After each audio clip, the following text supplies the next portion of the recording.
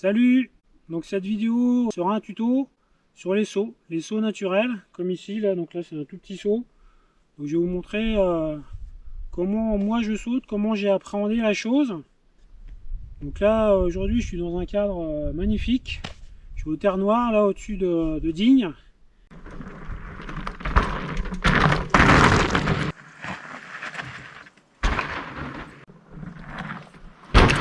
Dis-moi l'arrêt, je roule, hop, et je...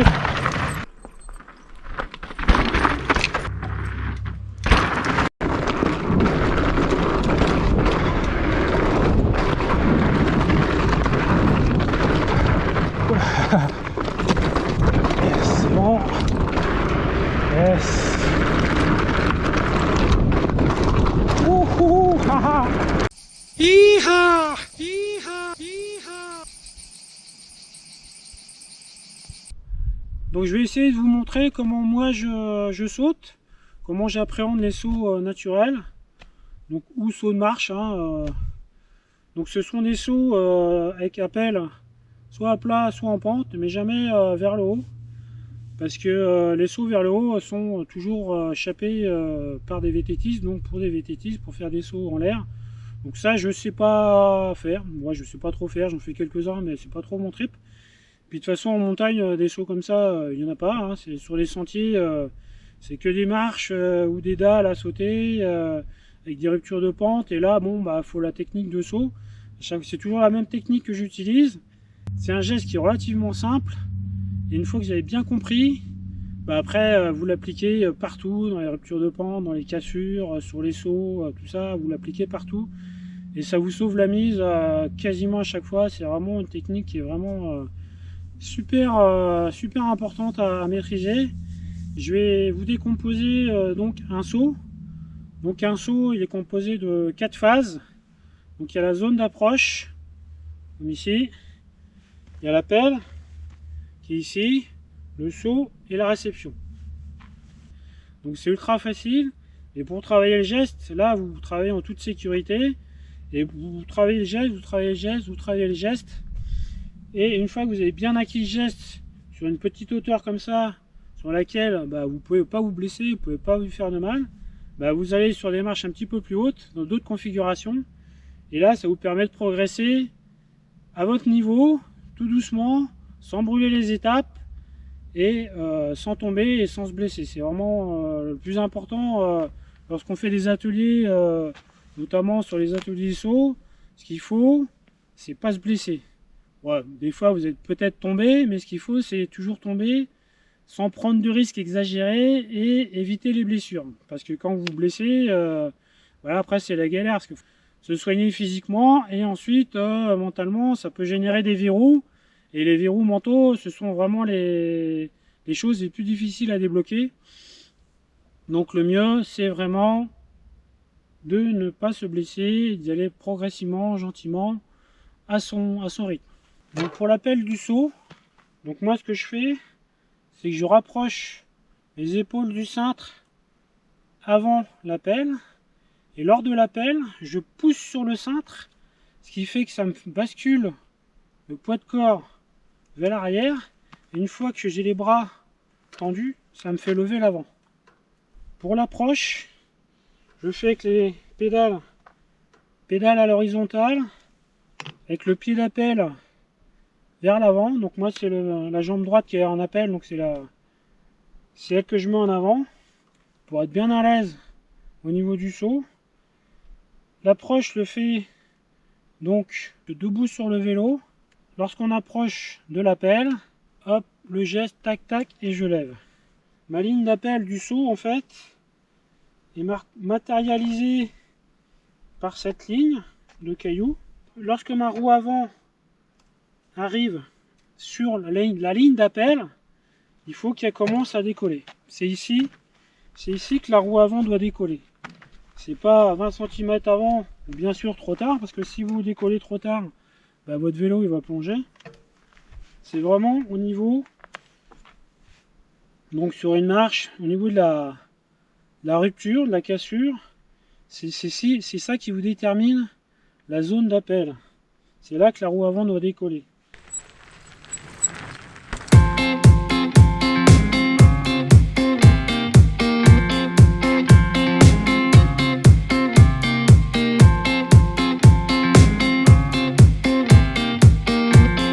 Donc après, la vitesse d'approche est dépendante en fait du saut.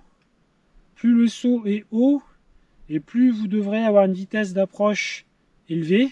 Lors de l'appel du saut et de la réception, il ne faut surtout pas toucher aux freins. Les freins, vous ne touchez pas, vous êtes comme ça sur le cintre et vous ne touchez pas aux freins. Parce que si vous touchez aux freins à l'appel, pendant le saut ou la réception, ça va complètement fausser votre assiette du vélo et votre vélo aura tendance à plonger et en général ça se passe pas très bien. Parce qu'au niveau de l'appel, si vous n'arrivez pas assez vite, vous allez plonger. Quand vous êtes en l'air, si vous freinez une roue alors qu'elle tourne, parce que quand vous sautez, vos roues elles continuent à tourner, donc elles ont une inertie. Et si vous bloquez une roue, ça va stopper l'inertie de la roue et ça va avoir tendance à faire basculer votre vélo vers l'avant. Ça c'est pas bon. Et à la réception, pareil, si vous freinez dès que vous touchez le sol, vous risquez, si vous freinez trop de l'avant ou trop de l'arrière, vous risquez de perdre l'avant, partir chasser ou alors partir en OTB. Donc appel, saut et réception, vous touchez pas au frein et une fois que vous êtes les deux roues au sol et que vous avez roulé un tout petit peu, là vous pouvez toucher au frein et dans certaines conditions il faut même freiner très très fort parce qu'après c'est dans la pente, c'est fuyant, il y a un virage, c'est exposé, enfin bon, peu importe. Donc c'est pour ça qu'il faut freiner juste après quoi, mais pas pendant le saut. Quand vous abordez un saut, au début, ce qu'il faut c'est essayer de juste passer. Il ne faut pas chercher à faire un saut très haut, un beau saut, enfin un truc de la mort qui tue. Ce qu'il faut c'est passer et pas tomber en toute sécurité sans problème. Et une fois que vous l'avez validé et vous êtes rendu compte qu'en fait le saut il ne tape pas, ce qu'on appelle un saut qui tape, c'est en fait, bon, bien souvent c'est des réceptions à plat, donc appel à plat, réception à plat, donc ça en général ça tape, et le pire c'est appel en pente et réception à plat, voire légèrement en montée. Donc là vous êtes sûr que le vélo va taper, ça tape comme ça, et là bim, vous êtes comprimé, ça fait une grosse compression, et là vous aurez beau faire ce que vous voulez, essayer d'amortir avec les jambes, les bras, ça va taper. Donc là, moi, dans ma config, bien souvent, c'est l'arrière qui tape, puisque l'avant, de toute façon, là, j'ai une suspension, et l'arrière, donc, c'est rigide. Donc c'est pour ça que moi, quand je saute, pratiquement à chaque fois, j'arrive soit très légèrement, d'abord la roue avant et très légèrement la roue arrière, ou soit les deux roues en même temps. Bon, l'idéal, c'est vraiment les deux roues en même temps qui touchent le sol, parce que là, en général, c'est très soft. Mais j'atterris jamais, très très rarement, la roue arrière en premier, parce que bien souvent, moi, ça fait un petit coup de raquette, j'aime pas trop. Donc toujours réception roue avant ou les deux roues en même temps. Donc ça, c'est ma technique. Après, c'est à vous d'appréhender la chose, voir dans quelle configuration vous êtes le plus à l'aise. Et si c'est sur la roue arrière, vous faites sur la roue arrière et puis c'est tout, hein, c'est pas un problème. Après, moi je vous explique comment j'appréhende la chose, mais après, à vous de voir, suivant vos sensations et vos aptitudes physiques et techniques, vous allez appréhender les sauts différemment. Sachant qu'en plus, bon, en semi-rigide ou en tout suspendu, c'est pareil, l'approche n'est pas la même. Parce que moi j'ai commencé à sauter, j'étais en rigide, donc j'avais mon plastoc, donc c'est un 29 full rigide en carbone de géométrie XEC, donc selle haute. J'ai commencé à sauter comme ça. Bon là l'avantage c'est que quand je sautais, si je faisais une erreur, je tombais. Là il n'y a pas d'ambiguïté. La moindre erreur au niveau de l'appel, la vitesse, la réception, si la moindre erreur, je finissais par terre. Donc là au moins ça m'a bien appris.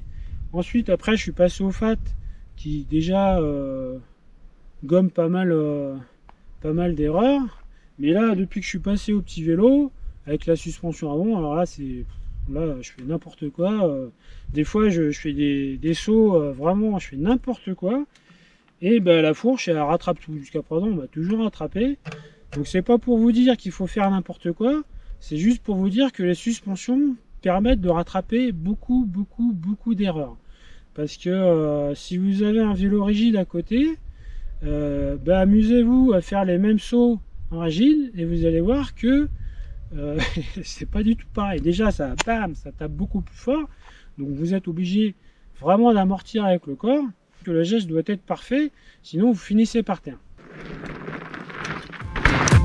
Je régule ma vitesse, je suis debout sur le vélo, pédale à l'horizontale, mon regard est focalisé sur la zone d'appel, je penche mes épaules vers l'avant, je pousse sur le cintre pour basculer mon buste vers l'arrière.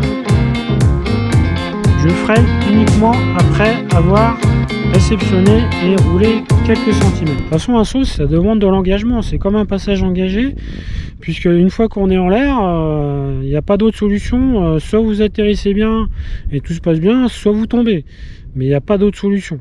Vous pouvez pas vous arrêter en cours de route, c'est comme un passage engagé, donc ça demande quand même un certain engagement, et du coup, il faut mettre toutes les chances de son côté pour que tout se passe bien, et pouvoir continuer à rouler, finir votre sortie, pouvoir rouler le lendemain, sur le lendemain, un mois après, enfin pouvoir rouler dans la durée, quoi. Pour l'appel, moi quand je me suis fait, j'ai une réduction de l'humérus là, je me suis fait embrocher l'humérus là, j'avais fini sur une voiture, bah, j'ai le bras gauche, il fait 4 cm de moins que le droit, ce qui fait que à chaque fois que je sautais, alors quand je sautais un tout petit saut, l'appel était faible, ça allait, mais dès que je demandais une impulsion un petit peu plus forte, et ben comme j'avais un bras plus court, hop, le vélo systématiquement il partait sur la gauche, quoi.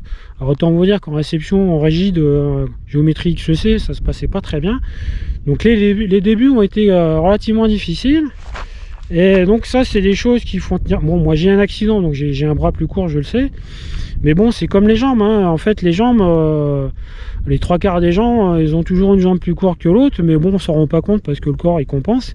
C'est quand on mesure, quand on fait vraiment des mesures précises, on s'aperçoit que il y a une jambe plus courte que l'autre, il y a un bras qui est plus fort que l'autre, et voilà. Donc c'est pour ça que lorsque vous poussez sur le cintre, et notamment lorsque vous poussez assez fort, et vous avez un bras, vous avez le buste un peu décalé, machin bidule, bah, ça va vous faire décaler le côté. C'est pour ça que quand vous faites les gros comme ça, il vaut mieux le faire sur un tout petit saut, pour essayer. À la limite, vous faites une grosse impulsion comme ça, et voir comment votre vélo réagit. Donc si le vélo est bien droit, bah, c'est parfait, c'est que vous êtes bien aligné, votre corps est droit, c'est bien, c'est bien. Et du coup vous pouvez continuer, mais si vous vous rendez compte que votre vélo a tendance toujours à partir à gauche ou à droite, il faut essayer de compenser après en travaillant le geste, et pour faire en sorte que le vélo parte droit.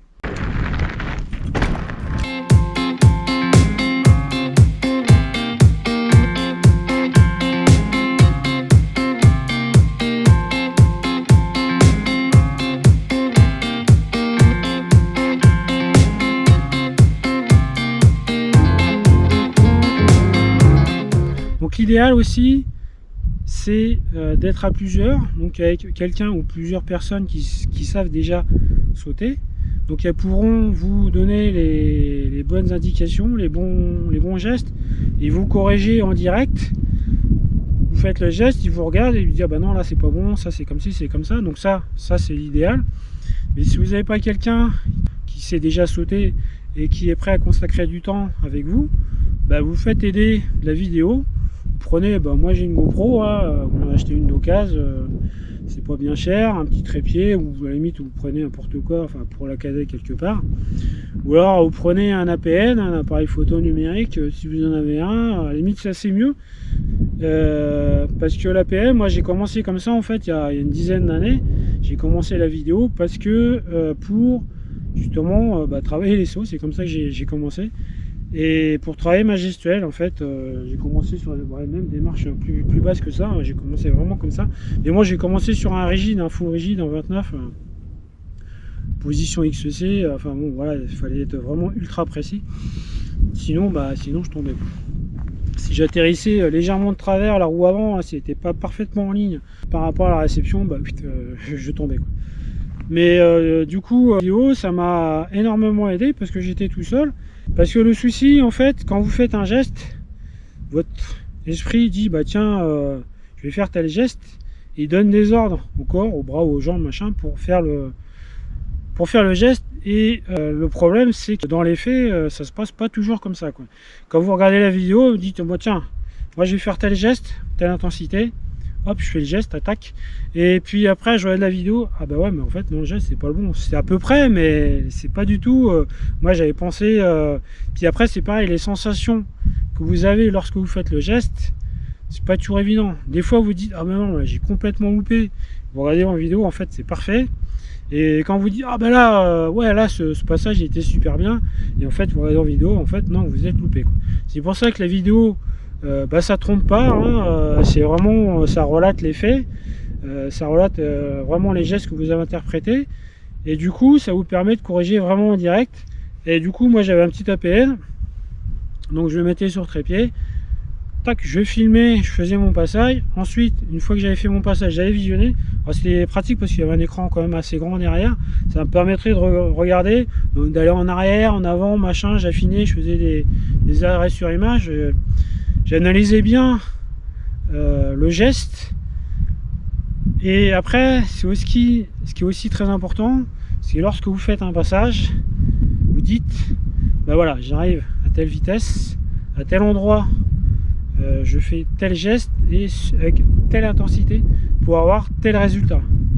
Vous partez dans cette démarche, vous le faites, et ensuite vous vérifiez sur la caméra si en fait le résultat est vraiment ce que vous aviez pensé faire. Bon, c'est pas toujours le cas, hein. Mais après avec la pratique, bon, ça vient, et après moi je me suis pris au jeu, et du coup je filmais toutes mes sorties, tous mes franchissements, je les filmais, et du coup ça me permet de voir, ah bah non, tiens, là j'ai perdu l'avant, là j'ai l'armoire roue avant, en fait je l'ai pas passé au bon endroit, et là, vraiment la vidéo, quand vous analysez bien, vous regardez bien les ralentis, tout ça, c'est ultra formateur. Ça c'est vraiment hyper formateur. C'est d'ailleurs pour ça que je filme depuis aussi longtemps, parce que il y a un réel intérêt de progression technique. Parce que sinon, si vous faites tout à vue, vous enchaînez, vous faites les passages, machin et bidule, bon, c'est bien, forcément vous acquérez une technique, mais pour vraiment peaufiner les micro-réglages, les machins, les bidules, la vidéo, il n'y a rien de tel. Même à la limite, si vous avez quelqu'un qui va vous dire, ah bah ouais, t'as fait ci, t'as fait ça, dans des franchissements, en fait, ça va tellement vite que la personne va voir une chose, mais une chose sur 20. Alors que la vidéo, elle a tout enregistré. Vous passez au ralenti, là, vous pouvez bien analyser tout. Ah bah ouais, tac, tac, tac, tac, ah ouais, là, non, tac, tac. Ça, c'est vraiment génial.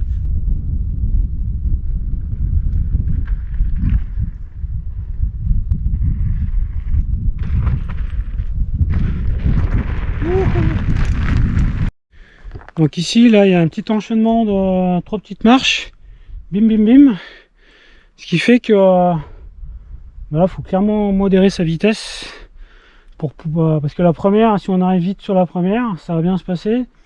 Arrivé à la deuxième, on va être un petit peu déstabilisé, et la troisième, là, il y a encore moins d'espace entre les deux.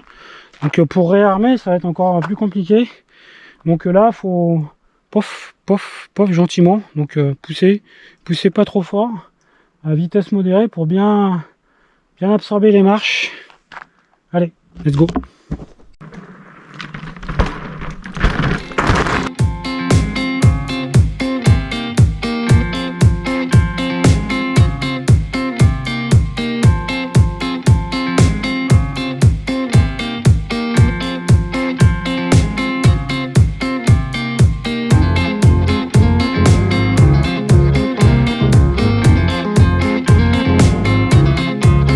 Là, je suis passé à vitesse assez réduite. Le premier, j'ai tapé de l'arrière. Deuxième, j'ai tapé de l'arrière. Et le troisième, j'ai du mal à réamorcer parce que j'étais un petit peu à contre-temps, parce que là, l'espace entre les deux marches est vraiment court. Je vais essayer un tout petit peu plus vite pour voir ce que ça donne. Allez.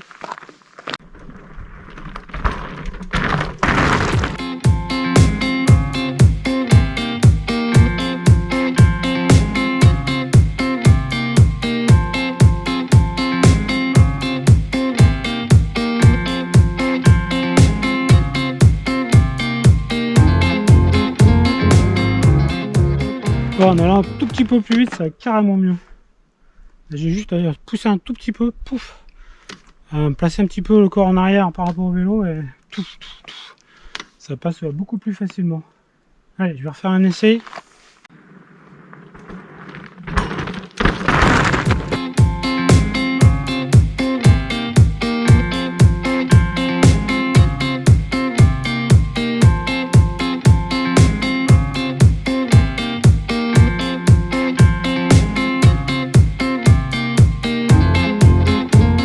Ouais, du coup là je suis arrivé plus vite.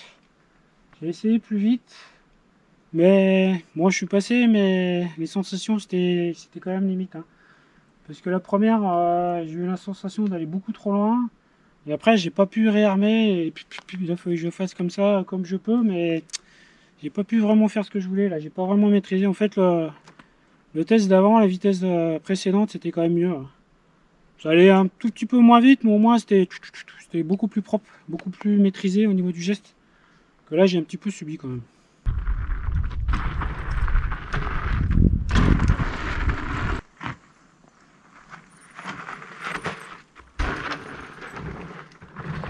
Donc là il y a un petit saut bien sympa.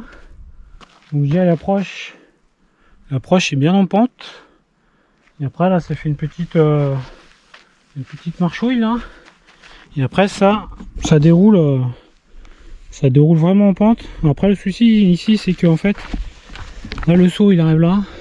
Et après ça tourne comme ça. Ça fait une espèce de pif paf et donc je prends déjà appui là sur la droite. Et après je tourne et je reprends appui sur la gauche et en fait celui-ci bon il est pas haut.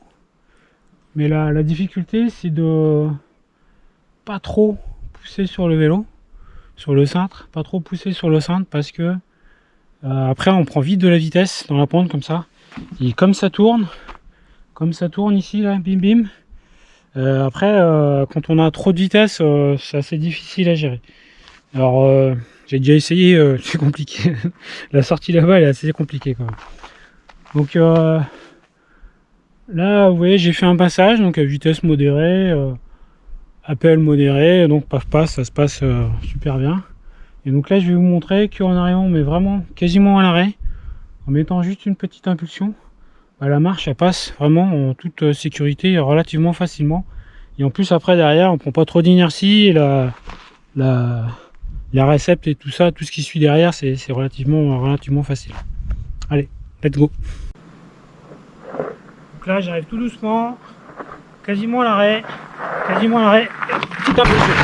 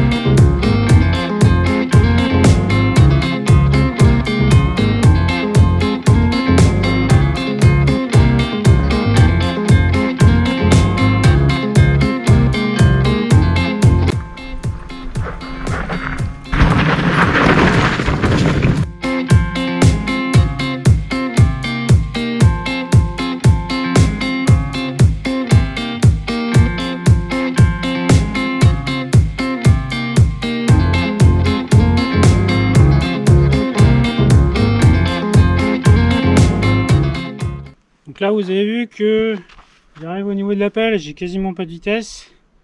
Et rien que l'appel et ensuite la pente, j'arrive quand même ici assez vite avec pas mal d'inertie. Ce qui fait que pour ça, il faut vraiment faire toujours attention à la vitesse d'approche et à l'appel, suivant la réception. Parce que si vous arrivez déjà avec de la vitesse au niveau de l'approche, l'appel vous donnez un appel assez fort, bah après ouais ça fait un joli saut, mais derrière la récep ça va aller très vite parce que la vitesse s'intensifie assez rapidement là. Et là après le pif paf bah, faut pouvoir le gérer et c'est pas évident quoi. Donc là déjà j'atteins une vitesse qui est relativement confortable au niveau du passage. J'ai essayé plus vite. Bon, plus vite, ça passe, mais ça passe ric-rac. Enfin, moi, je passe avec ma technique et mon vélo. Je passe ric-rac, notamment ici à la sortie, là, parce que là, la sortie, en fait, ça a tendance à m'éjecter et enfin, j'aime pas trop, j'aime pas trop les sensations, là. Parce que là, je maîtrise déjà nettement moins bien. Et du coup, pour ça, je préfère arriver tout doucement, donner un appel modéré, et comme ça, après, je peux gérer bien la réception. Allez, on va voir ce que ça donne en embarqué. Donc là, je régule ma vitesse d'approche. Hop, appel, accepte. Ah.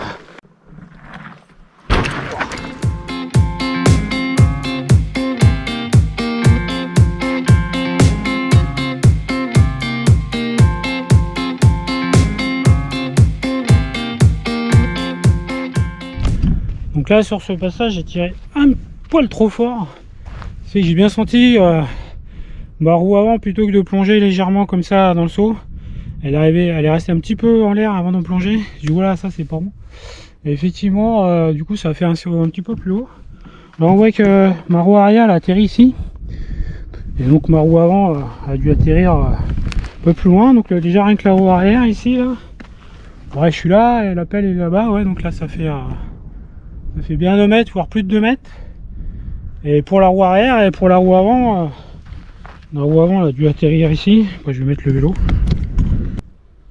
La roue avant elle atterrit ici. La roue avant elle atterrit là. Donc la roue avant elle atterrit là. Et là on voit que le saut, bah ouais forcément déjà c'est beaucoup plus haut quoi. Donc ça moi c'est pas ce que je recherche, hein. J'ai pas un gros tout mou. Puis de toute façon je suis pas forcément à l'aise dans les airs.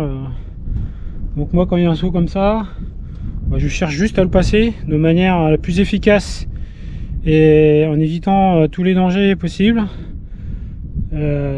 Tout risque de chute, moi je veux vraiment pas chuter, hein, c'est vraiment pas le but moi.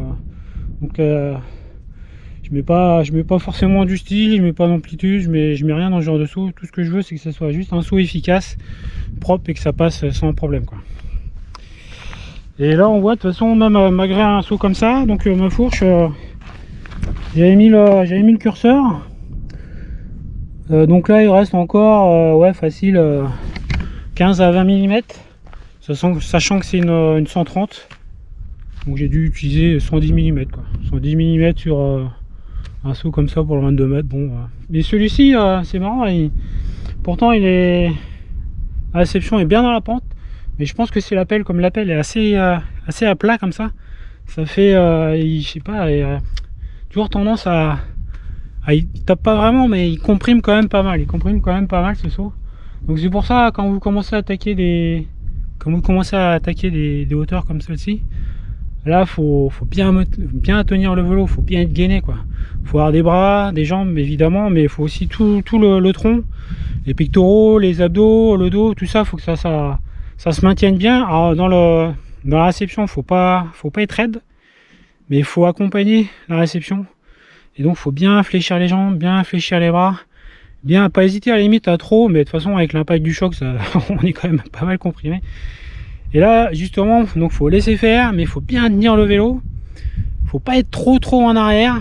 Donc quand on pousse sur le cintre, donc le poids de corps va vers l'arrière, donc ça fait lever l'avant, et là après on décolle, et là le corps il revient au centre, à peu près au centre du vélo, ou aux 2/3, mais il reste pas vraiment le cul sur la roue arrière. Parce que si vous réceptionnez comme ça, et ben là vous tenez pas votre cintre et ça fait un effet de bascule.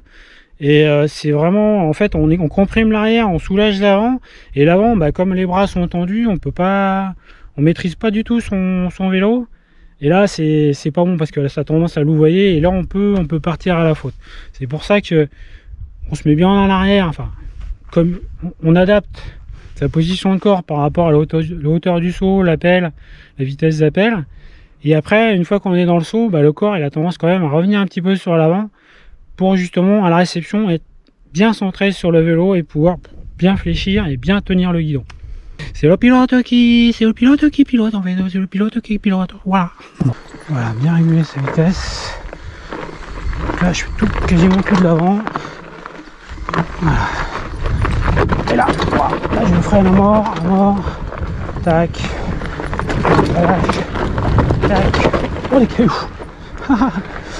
Et là, petit franchissement. Hop. Yes. Donc là encore un petit passage.